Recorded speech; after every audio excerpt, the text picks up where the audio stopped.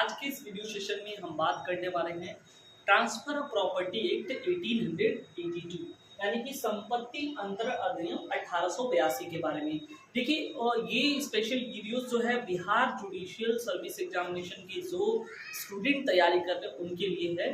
तो मैं जो है कोई बहुत ज़्यादा इधर उधर की बातें न करते हुए मैं सीधे पॉइंट पे आऊँगा। ये जो मेरा पूरा जो कंटेंट है मैं इसको 3 से 4 लेक्चर में मैं कंप्लीट करूंगा। पूरा का पूरा जो है आपका टीपीए जो यहाँ से आपको क्वेश्चन देखने के लिए मिलेगा। सबसे पहले अगर बात करें तो संपत्ति जो अंतरण अधिनियम है वो कब का है, तो वो जो है 1882 का है। ठीक है, और इस 1882 का ये जो कानून है, कोई भी कानून हो तो ये माना जाता है कि संविधान में यानी कि जो है कॉन्स्टिट्यूशन का कौन सा आर्टिकल है जो जो इसको मान्यता देता है कि ये कानून जो है चूंकि ये आज़ादी के पहले का कानून है, तो कौन सा ऐसा संविधान का अनुच्छेद है जो इसको भारत में आज़ादी के बाद भी प्रवृत्त रहने की मान्यता देता है, तो वो जो है एक आर्टिकल है 372।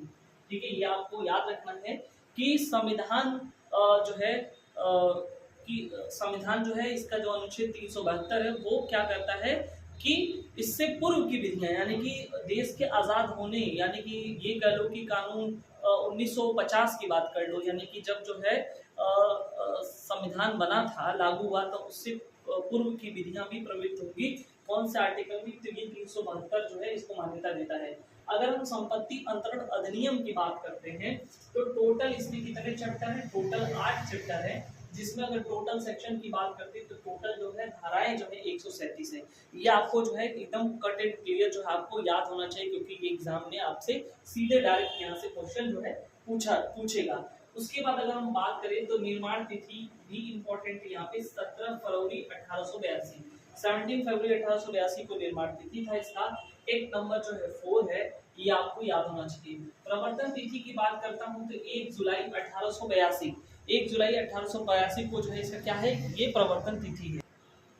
अब हम देख लेते हैं, यहाँ पे हमने प्रवर्तन तिथि भी देख लिया है कि कब है, 1 जुलाई 1882 को है। सबसे बड़ा चैप्टर, इसमें जो सबसे बड़ा चैप्टर है ये चैप्टर नंबर 2 है। चैप्टर नंबर 2 सबसे बड़ा चैप्टर माना जाता है। कहाँ से, सेक्शन 5 से लेकर के 53A तक जो है ये जो है सेक्शन जो है चैप्टर दिया हुआ। अब देखो यहाँ पे ये 5 से लेकर 53A तक चल और अचल, मूवेबल और इमूवेबल दोनों जो है प्रॉपर्टीज यहाँ पे बताई गई हैं, ये आपको याद होना चाहिए। उसके बाद जो है टोटल इसमें 4 बार संशोधन हुआ है। ठीक है, टोटल जो है वैसे तो इसमें जो है 5 बार संशोधन हुआ है, लेकिन यहाँ पे 4 बार, एक 1885 में, फिर 1900 में, फिर 1904 में, फिर 1908 में। ठीक है, तो ये याद रखना जो है यहाँ पे सबसे, अगर हम सबसे पहला वाला संशोधन देखें तो कब है, 1885 में, याद रखना।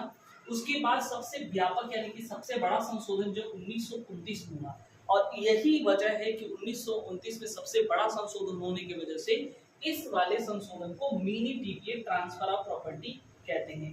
ठीक है, तो अब जब चूंकि कॉन्स्टिट्यूशन में भी एक सबसे बड़ा संशोधन हुआ था 42वां संविधान संशोधन, तो 42वें संविधान संशोधन को जो है मिनी कॉन्स्टिट्यूशन के नाम से भी जानते हैं, क्योंकि ये क्वेश्चन ये कई बार पूछा गया है, तो इसलिए मैंने यहाँ पे इसको इंक्लूड कर दिया।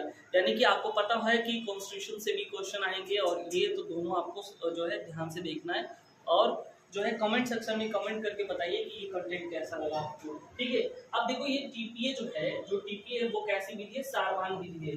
ठीक है, यानी कि ये सब्सटेंटिव लॉ है। 2 तरह की लॉ होते हैं, एक तो प्रोसीजर बताता है, ठीक है, तो ये प्रोसीजरल लॉ नहीं है।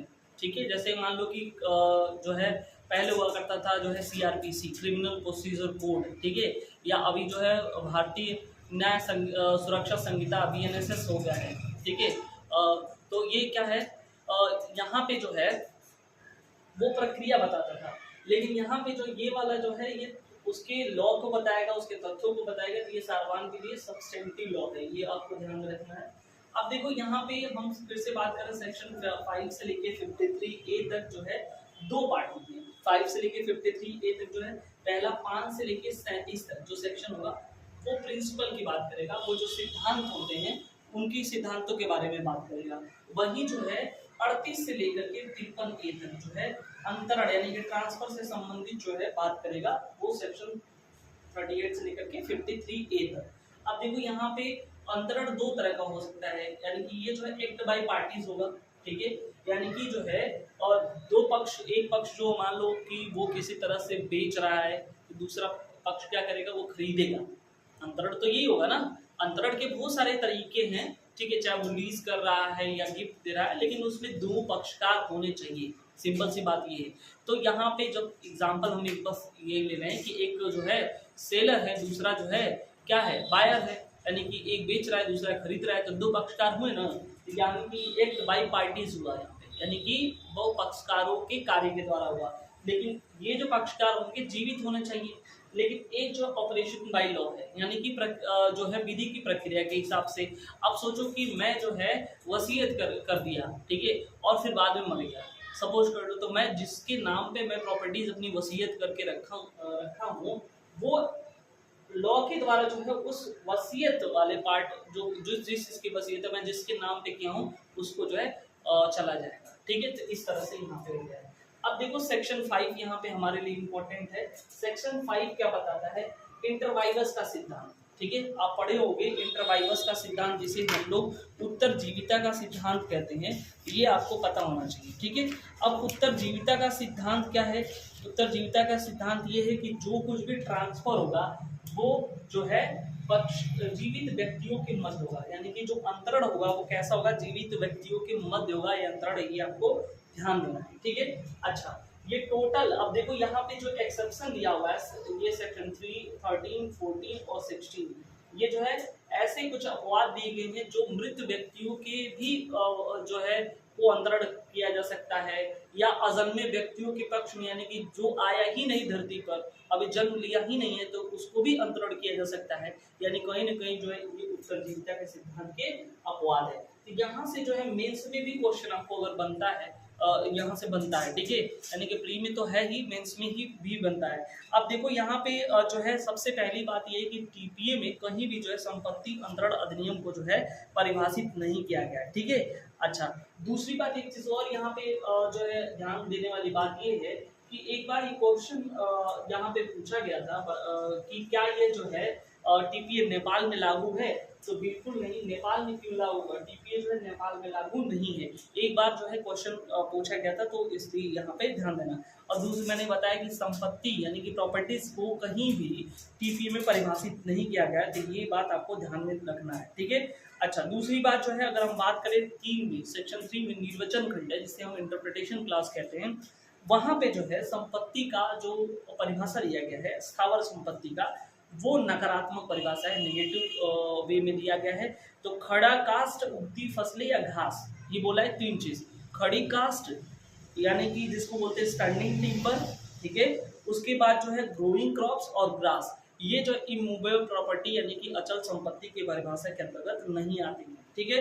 अब देखो संपत्ति अंतरण अधिनियम की धारा 3 का और जनरल क्लॉजेस एक्ट 1897 की जो एक धारा है 3 का क्लॉज 25 और रजिस्ट्रेशन एक्ट 1908 का जो है सेक्शन है 2 क्लॉज 6, इन दोनों को मिलाकर के अगर देखा जाए तो अचल संपत्ति के अंतर्गत जो है भूमि से होने वाले जो संलग्न वस्तु हैं वो इसमें आती हैं अचल संपत्ति, यानी कि भूमि तो लैंड तो होगा ही होगा अचल संपत्ति में, उससे संबंधित अगर कुछ उससे उपजा हुआ चीज है, ठीक है, तो वो भी जो है यानी उससे संबद्ध कोई भी चीज जो है वस्तु है, तो वो जो है इसके परिभाषा से मानेंगे। अब यहाँ पे नीचे यहाँ से क्वेश्चन मोस्ट इंपॉर्टेंट है, आप डायरेक्ट अगर डी हो तो वहाँ पे टिक कर सकते हो।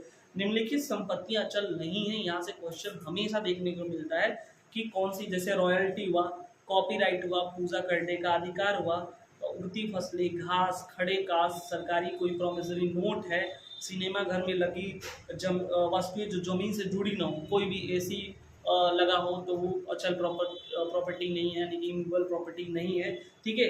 और उसके बाद जो है क्रेता अपने भूमि की रजिस्ट्री कराने का जो राइट्स रखता है वो भी अचल संपत्ति नहीं है। भविष्य में हम भरण पोषण यानी मेंटेनेंस देंगे, ये भी अचल संपत्ति जो है नहीं है, ठीक है।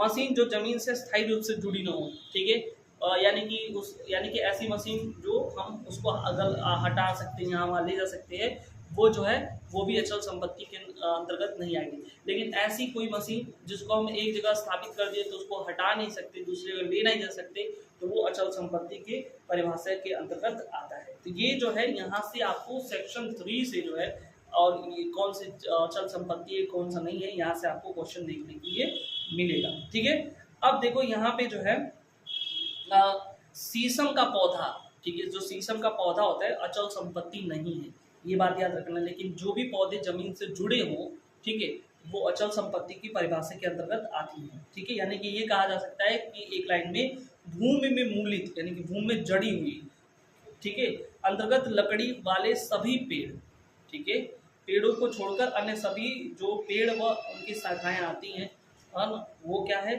वो जो है तुम्हारे जो है अचल संपत्ति की परिभाषा के अंतर्गत नहीं आती है।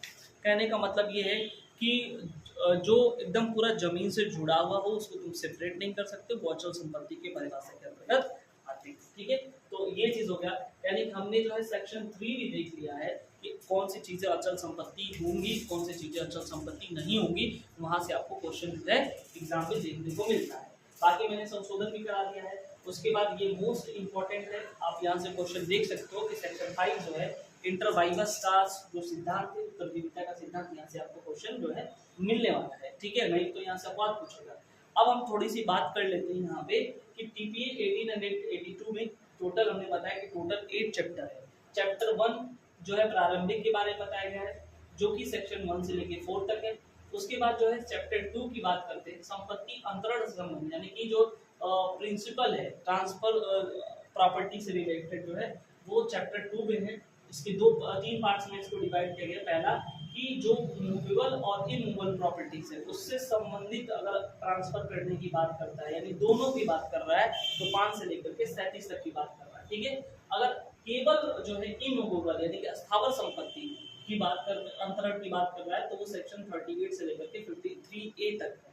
ठीक है, वहीं अगर संपत्ति अंतरण की विभिन्न रीतियां, mode of transfer of properties की बात करता है, तो उसमें जो है टोटल जो है 6 प्रकार के ट्रांसफर। ये भी क्वेश्चन पूछा गया कि कितने प्रकार के जो है अंतरण जो है हैं, तो टोटल जो है 6 प्रकार के। पहला एक आप सेल के द्वारा कर सकते हो, विक्रय के द्वारा कर सकते हो, बंधक के द्वारा, ठीक है, मॉर्गेज कर सकते हो, पट्टा यानी लीज कर सकते हो, एक्सचेंज कर सकते हो जिसको हम विनिमय कहते हैं, गिफ्ट कर सकते हो जिसको दान कहते हैं, अनुयोज्य दावा जिसको एक्सेप्टेबल क्लेम कर सकते हो। ये टोटल 6 प्रकार के जो है मोड ऑफ ट्रांसफर दिए गए। ठीक है, विक्रय की बात करते हैं, सेक्शन 54 से लेकर के 57 तक जो है ये विक्रय की बात करता है, जो कि चैप्टर 3 में है।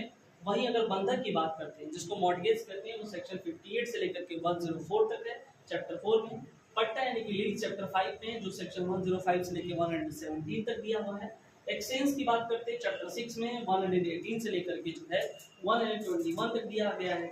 वहीं गिफ्ट की बात करते हैं चैप्टर 7 में है, सेक्शन 122 से लेकर 129 तक है। वहीं अगर एक्शनेबल क्लेम यानी कि अनुरोध दावे की बात करते हैं चैप्टर 8 130 से लेकर के 137 तक चैप्टर में दिया हुआ है। ठीक है, अगर हम देखें यहाँ से क्वेश्चन भी आएगा कि किस संपत्ति का हम पूर्ण अंतरण कर सकते हैं। जैसे हम क्या करते हैं, जब भी कोई इंसान जो है संपत्ति का अंतरण करता है तो वो 2 चीजों का करता है, एक तो कब्जे का भी अंतरण होगा कि स्वामित्व का अंतरण होगा। ठीक है, दोनों बात यहाँ पे ध्यान से देखनी, पूर्ण अंतरण हो रहा है यानी कि कंप्लीट ट्रांसफर हो रहा है, पार्शियल ट्रांसफर हो रहा है, इस बात को देखना है। तो यहाँ से भी क्वेश्चन आता है।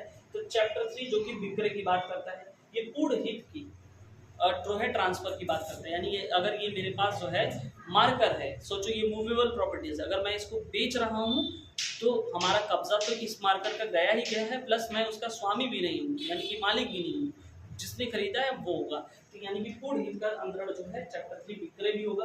विनिमय अगर हम एक्सचेंज करते हैं उसमें भी होता है, मैंने किसी को दे दिया है, ये एक्सचेंज कर दिया किसी के बदले, तो वहां पे भी ये पूर्ण हित का अंतरण होगा। दान जो कि चैप्टर 7 में है, तो ये भी जो है पूर्ण हित का अंतरण है। वहीं अनुयोज्य दावा चैप्टर 8 भी क्या है, जो है पूर्ण हित का अंतरण है। यानी कि ऐसे सोच लो ना 6 7 8 3 2 6 और उसके बाद 7 8 ये होगा। बस या तो टोटल 6 है, बस ये याद कर लो, जिसमें आंशिक हित का अंतरण होता है, पूरी हित का नहीं होता है, वो चैप्टर 4 और 5 है, बाकी तो पूरी हित का है। जैसे बंधक, अब कोई चीज अगर हम बंधक के तौर पर जो है रख दी है, मॉर्गेज कर दी है, तो उसमें जो है कब्जा भले ही चला जाता है लेकिन स्वामित्व का अंतरण नहीं होता है, ठीक है, वो सामान मेरा ही रहेगा, बस सर्टेन टाइम के बाद जो है मैं उसको ले लूँगा। यहाँ पे आंशिक हित का जो है अंतरण हुआ है। वहीं अगर हम लीज की बात करते हैं तो लीज जो कि चैप्टर 5 में दिया हो वहाँ भी आंशिक हित का जो है अंतरण दिया हुआ है। तो अभी हमने जो है कुछ बेसिक इंट्रो पार्ट प्लस जो है कुछ इंपॉर्टेंट बातें जो है बताई, यहाँ से आपको क्वेश्चन जो एग्जाम में मिलेगा। नेक्स्ट वीडियो में इसके हम नेक्स्ट पार्ट को देखेंगे जो सब टू दी पॉइंट एग्जाम में पूछा हुआ कहीं ना कहीं है या पूछे जाने की संभावना है। तो यदि आप बिहार जुडिशरी की तैयारी कर रहे हैं तो चैनल को सब्सक्राइब जरूर कर लें, लाइक कमेंट और शेयर करना ना भूलें। Thank you so much.